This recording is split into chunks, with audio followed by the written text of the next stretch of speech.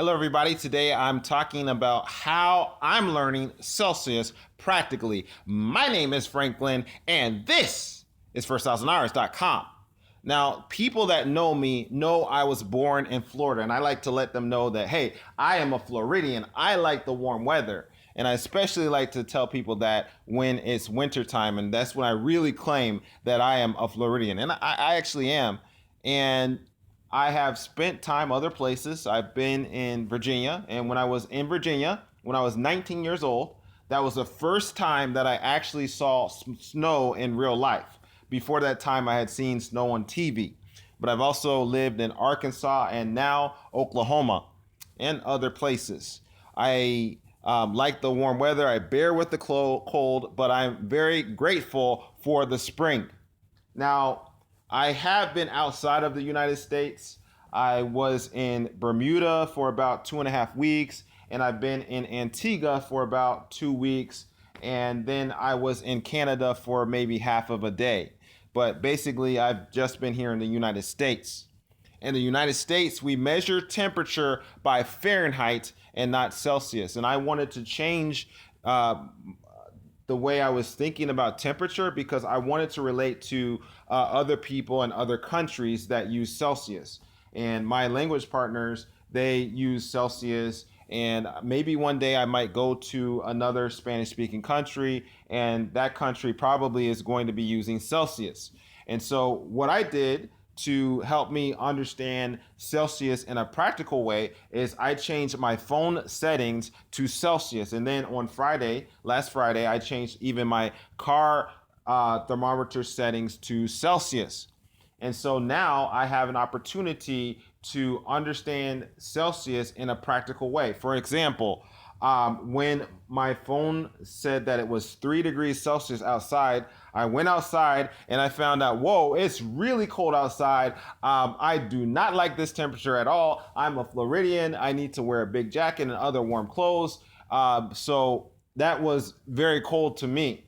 But then when it was 11 degrees outside, 11 degrees Celsius, it was a little bit more bearable. I still needed to wear a jacket at that time. But when it was 16 degrees Celsius, I didn't need to wear a jacket. It was a lot warmer. And that was even the case when it was 23 degrees outside, or 23 degrees Celsius. I didn't need to wear a jacket. And it was a little on the hot side when it was 23 degrees Celsius, but I still like that because I would actually prefer it to be a little bit on the hot side instead of it being so cold, like 3 degrees.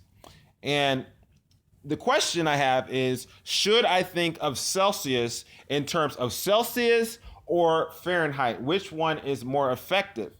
And what I mean by that is I can think of Celsius through the context or through the eyes of Fahrenheit, meaning that I could do a conversion to understand Celsius. I could do a conversion from Fahrenheit to get me to Celsius.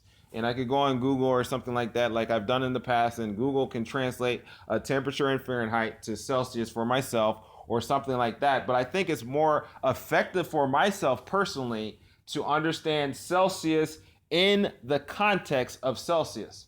And the more I understand about Celsius, the more I don't have to actually think that I have to use like a math calculation or run to Google to try to help me understand how does Celsius relate to Fahrenheit. I want to have those two things separate in my brain, but and understand them both very intimately based on real world experiences. And so this is not only how I approach understanding Celsius, but I think that this also shows how I approach language learning in general. I approach language learning through real world contexts, and I have experiences because I'm learning in a real world setting that help me create associations with Spanish so that I can have a practical understanding of Spanish. For example, when I decided to be more serious about learning Spanish through using YouTube videos, I chose to watch Spanish YouTube videos and use the Spanish subtitles. I did not have this desire to watch Spanish YouTube videos that had English subtitles and then use the English subtitles. I wanted to understand Spanish as much as possible in the context of Spanish. And what I did as well, or what was helpful as well, I should say, is because I knew a little bit about reading, because I was reading my first Spanish book at that time, I could actually understand a little bit more the subtitles and in Spanish. And then because I could understand the subtitles, that helped train my ear to understand and match the word, the Spanish word that I could hear with the actual Spanish word that I could read. So that the reading and listening in a real world setting, watching videos that were created for native Spanish speakers, that actually helped me to create associations. So I didn't only watch YouTube videos, but I also listened to things. And so one of the things I listened to a lot, and I've listened to a lot, has been Spanish sermons. And I know that one of the things that is going to happen in the Spanish sermon is someone is going to probably say oremos, which means let's pray. And that happens at the beginning of the sermon.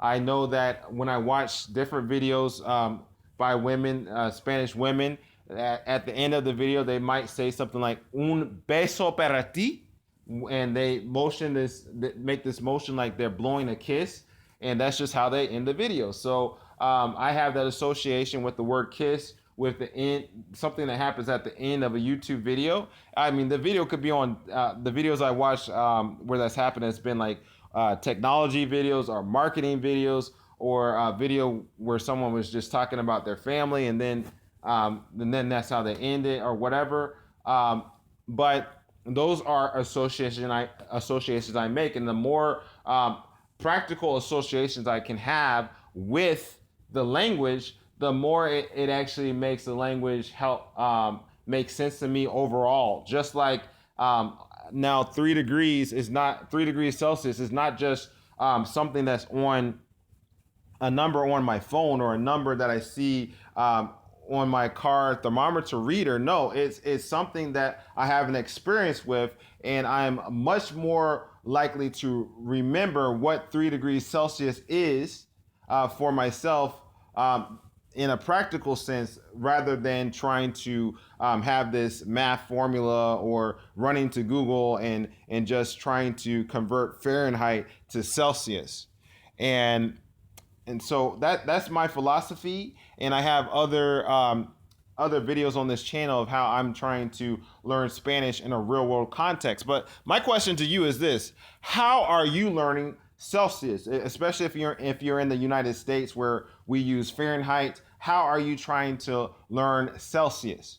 And if you are in another country where you grew up using Celsius as a base, then how are you trying to learn Fahrenheit? Are you trying to just use a math conversion or something like that? Or are you trying to create immersive experiences like I am trying to do, to help you understand what Fahrenheit is in a practical way, or what Celsius is in a practical way?